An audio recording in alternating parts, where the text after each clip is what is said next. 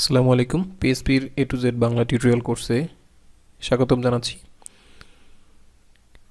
আজকের ভিডিওতে আমরা দেখব পুরো কোর্সটিতে আমরা কি কি টপিক নিয়ে আলোচনা করব, কি কি টপিকের উপরে আমরা ভিডিও তৈরি করব সে বিষয়ে আমরা দেখব। এখানে আমি আপনাদের জন্য একটি ডকুমেন্ট ক্রিয়েট করেছি। এই ডকুমেন্টটিতে আমি টপিক ওয়াইজ একটি ডকুমেন্ট তৈরি করার চেষ্টা করেছি। এখান থেকে আপনি দেখতে পারবেন এখানে প্রথমেই রেফারেন্স দেওয়া আছে, অর্থাৎ সূচিপত্র। আমরা যদি নিচের দিকে যাই, প্রথমে আমরা রিকোয়ার্ড সফটওয়্যার এবং প্রি স্কিল নিয়ে এখানে আলোচনা করব। দ্বিতীয় পর্বে আমরা syntax, first program, variable, output printing, PSP operator, assignment operator সহ অন্যান্য যে অপারেটরগুলো আছে সেগুলো নিয়ে আলোচনা করব। পরবর্তীতে কন্ডিশনাল লজিক যেরকম ইফ এলস, টার্নের উপর সুইচ কেস ইত্যাদি নিয়ে আলোচনা করব। এরপরে আমরা ফাংশনে চলে যাব। ফাংশনে গিয়ে আমরা ফাংশনের intro, uses, return type, refactoring, restructure, predefine, user define function সবগুলো নিয়ে আলোচনা করব। এর পরের ধাপে আমরা লুপ নিয়ে আলোচনা করব। এখানে লুপের মধ্যে রয়েছে for loop, while loop, do while loop, এবং লুপের সাহায্যে কী কী বিষয়গুলো আমরা রিয়েল লাইফে কাজ করতে পারি এবং লুপের কিছু প্র্যাকটিস আমরা দেখব, এবং এর সাথে লুপে আমরা কিভাবে ব্রেক এবং কন্টিনিউ স্টেটমেন্ট ইউজ করতে পারি সেটাও দেখব। প্রত্যেকটি সেকশনেই আমি কিছু প্র্যাকটিস রাখার চেষ্টা করেছি। আপনারা আমার সাথে প্র্যাকটিসগুলো করবেন এবং অ্যাসাইনমেন্টগুলো করবেন, তাহলে আপনারা কমেন্ট করবেন সাথে সাথে, তাহলে আমি বুঝতে পারবো যে আপনাদের অগ্রগতি কতটুকু এবং এই অনুযায়ী আপনারা কাজ করে যেতে পারবেন। এরপরে আমরা চলে যাব অ্যারে টপিকসগুলোতে। অ্যারে খুব একটি ইম্পর্টেন্ট বিষয়। আপনি যদি সফটওয়্যার ইন্ডাস্ট্রিতে কাজ করতে চান তাহলে অবশ্যই আপনাকে অ্যারেতে ভালো দখল থাকতে হবে।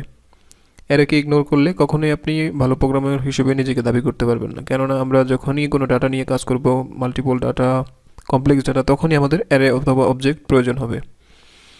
এরপরে আমাদের অন্যান্য কিছু টপিক রয়েছে আউটের, যেরকম object, serialize, unserialize, try case, exception handling, এগুলো নিয়ে আমরা আলোচনা করলাম। এর মধ্যে রয়েছে কার্ল, কীভাবে ডাটা সেন্ড করতে হয়, কীভাবে অন্যান্য থার্ড পার্টি সার্ভার থেকে কার্লের মাধ্যমে ডাটা নিয়ে আসতে হয়, সেগুলো আমরা আলোচনা করব।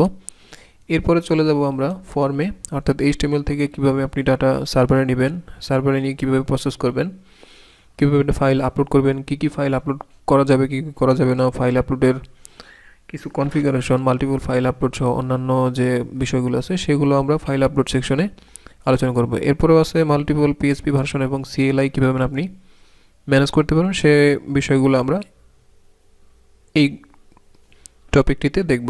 এরপরে PHPর যে ফাইল সিস্টেম আছে, ফাইল সিস্টেম খোলা, ফাইল, নতুন কোনো টেক্সট ফাইল অ্যাড করা, ফাইল থেকে রিড করা এবং ফাইলটাকে রাইটেবল, নন রাইটেবল করা ইত্যাদি বিষয় নিয়ে আমরা এখানে আলোচনা করব। এরপর আরও একটি গুরুত্বপূর্ণ টপিক রয়েছে, সেই স্ট্রিং, অর্থাৎ স্ট্রিংকে কীভাবে আপনি প্রসেস করতে পারবেন, স্ট্রিংকে কীভাবে ভেঙে একটি অ্যারে তৈরি করতে পারবেন, অ্যারেটাকে কীভাবে আবার স্ট্রিংয়ে কনভার্ট করতে পারবেন এবং স্ট্রিংয়ের মাঝখান থেকে কোনো ক্যারেক্টারকে খুঁজে বের করতে পারেন, সে বিষয়গুলো আমরা নিয়ে এখানে আলোচনা করব।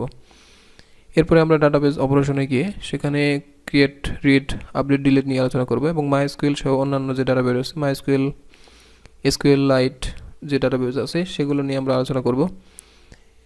যেহেতু আমরা একটি ক্রুড অপারেশন করব, সেহেতু ছোটোখাটো আমরা অ্যাপ বলতে পারি, সেই অ্যাপটিতে আমরা কীভাবে সেশন এবং অথ ইউজ করে লগ ইন এবং রেজিস্ট্রেশনের কাজটি করতে পারবো সেটা আমরা দেখব এই সেকশনে। এটা পুরোপূর্ণ ডকুমেন্ট নয়, এই ডকুমেন্টটি কন্টিনিউয়াসলি আপডেট হতে থাকবে এবং আমি এই ডকুমেন্ট ধরেই আপনাদেরকে ভিডিও দেওয়ার চেষ্টা করব। আশা করি পুরো কোর্সটিতে আপনারা আমার সাথে থাকবেন এবং আপনাদের মতামত আমাকে জানাবেন। অবশ্যই আপনাকে পুরোপুরি একজন PHP ডেভেলপার হিসেবে তৈরি করার জন্য আমার চেষ্টা অব্যাহত থাকবে। ধন্যবাদ সবাইকে।